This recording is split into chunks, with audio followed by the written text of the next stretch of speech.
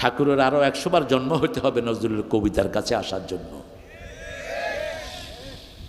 সাহিত্যের অনেক অঙ্গনে ঠাকুর কাজ করেছেন, সর্ব অঙ্গনে, কিন্তু নজরুলের হায়াত কম, কাজও করেছেন কম। তিনি বলেছেন, কবিতায় আমি যা লিখে গেলাম, আমি চিরতরে দূরে সরে যাব, তবু দেব না আমায় ভুলিতে।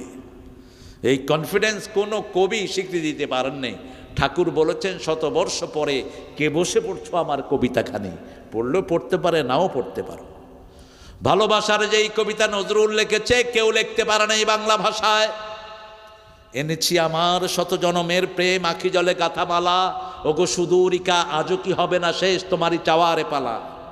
আর ঠাকুর লিখেছেন, প্রিয়ার প্রেমেরও লিপি লেখনি তরে হে বলাকা, সুদূর দিগন্ত হতে এনে দাও একখানি ঝরা সাদা পাকা। আমাদের ইসলামের জন্য ঠাকুরের একটা লেখাও নাই, ঠিক না বা ঠিক?